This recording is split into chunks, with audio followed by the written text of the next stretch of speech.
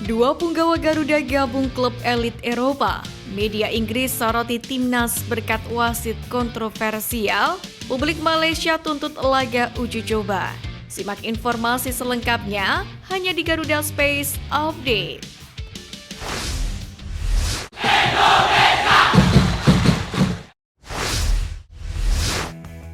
Dua punggawa Garuda yakni Tom Haye dan Maarten Paes berpeluang gabung klub elit Eropa pada bursa transfer musim panas 2024. Selain karena berhasil masuk Major League Soccer atau MLS All-Star 2024 atas aksi ciamiknya bersama FC Dallas, Maarten Paes juga diminati klub kasta teratas Liga Italia Empoli. Menurut jurnalis Italia Gianluca Di Marzio, Maarten Paes menjadi bidikan utama Empoli pada bursa transfer musim panas 2024. Sementara Tom Haye melalui di Instagram Stories-nya, ia membagikan foto sedang berada di markas klub raksasa Liga Belanda, AS Alkmaar. Banyak yang mengatakan Tom Haye berada di markas AS Alkmaar hanya untuk latihan. Namun peluang mendapatkan kontrak bisa saja terrealisasi, mengingat Tom Haye berstatus bebas transfer. Komite wasit UEFA resmi menunjuk Francois Letexier sebagai wasit di final Piala Eropa 2024 yang mempertemukan timnas Spanyol dan timnas Inggris. Usai pengumuman tersebut, sosok Francois Letexier pun sontak jadi sorotan banyak pihak. Salah satunya media asing asal Inggris The Sun. Media tersebut kembali mengangkat soal keputusan kontroversial sang pengadil di playoff Olimpiade Paris 2024 antara timnas Indonesia U23 versus Guinea beberapa waktu yang lalu. The Sun menuliskan bahwa keputusan Letexier dalam laga tersebut banyak merugikan timnas Indonesia. Setidaknya wasit 35 tahun itu membuat 3 keputusan kontroversi yang menyebabkan tim Merah Putih gagal lolos ke Olimpiade. Dari penalti goib hingga kartu merah yang berikan kepada Sintayong. Nathan Juwon memiliki rekan baru di Swansea City yakni Om Ji-sung dari Korea Selatan. Sebagai bintang baru Swansea, Om Ji-sung telah memiliki koneksi sebelumnya dengan timnas Indonesia, termasuk pertemuan dengan Asni Mangkualam dalam kompetisi K-League 2 tahun 2022 saat Gwangju menghadapi Ansan Greeners. Om Ji-sung juga berperan penting dalam timnas Korea Selatan U23 di Piala Asia U23 2024. Mencetak gol melawan Indonesia yang membuat skor imbang 1-1. Dengan bergabungnya Om Ji-sung dengan Swansea City akan menjadi rekan tim Nathan Juwon, menandai kehadiran kedua pemain Asia di klub tersebut. Meskipun demikian, belum jelas apakah keduanya akan bermain bersama di Swansea City musim depan. Mengingat kemungkinan Nathan Juwon dipinjamkan untuk mendapatkan waktu bermain seperti musim lalu. Ketum PSSI Erick Thohir mengungkapkan tidak ada pemusat latihan jangka panjang untuk timnas Indonesia level senior. Sebelumnya TC jangka panjang dilakukan guna mempersiapkan pemain dengan sangat baik. Pasalnya para pemain tentunya butuh untuk kembali beradaptasi untuk menerapkan strategi yang diinginkan oleh Sintayong. Namun kabar terbaru Erick Thohir memastikan tim akan mulai berkumpul H-4 FIFA Matchday atau tepatnya 1 September. Itu karena semua pemain bermain di klubnya masing-masing.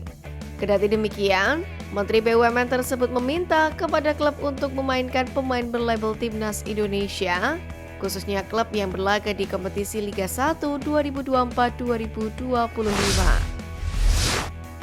Lantaran masih berusia 19 tahun, banyak yang kaget tidak ada nama Marcelino di daftar 28 pemain yang dipanggil pelatih Timnas U19 Indra Syafri, yakni untuk menjalani pemusatan latihan atau TC di Surabaya.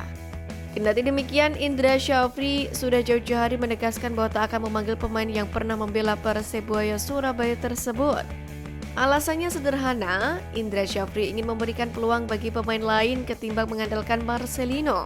Sebab Marcelino kelasnya kini sudah bersama Timnas Indonesia Senior. Oleh karena itulah, Indra Syafri ingin memberikan kesempatan kepada pemain lain untuk tampil membela Timnas Indonesia U19. Dari 28 pemain yang dipanggil, nantinya 5 pemain akan dicoret karena hanya 23 pemain saja yang berhak didaftarkan Timnas Indonesia U19 untuk Piala AFF U19 2024. Jelang Piala AFF U19 2024, Indra Syafri mengaku bahwa skuadnya saat ini jauh lebih baik dari generasi Evan Dimas dan kawan-kawan pada 2013 silam.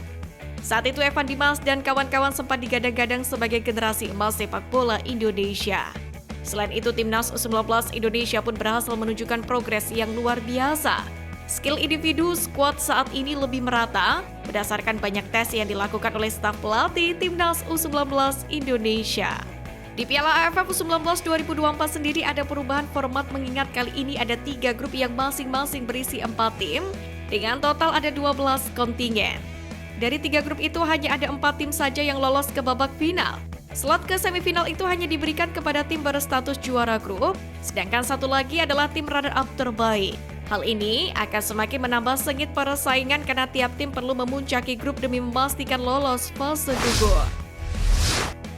Tenaga ahli Kemenpora bidang diaspora Hamdan Hamidan membocorkan cara dirinya menemukan pemain-pemain keturunan untuk bisa membela timnas Indonesia. Terbaru ada Matt Baker dan Lucas Ravelli yang masih berusia 15 tahun untuk bisa membela timnas U16 Indonesia. Hamdan Hamidan sendiri menjelaskan bahwa kekuatan silaturahmi menjadi kunci dirinya mendekati pemain diaspora.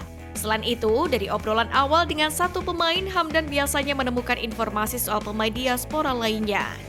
Itu yang berlaku untuk lintas cabur, misalnya ketika sedang mendekati pemain diaspora di bidang sepak bola, ada orang tua yang menginformasikan dirinya mengenal pemain di bidang boxing.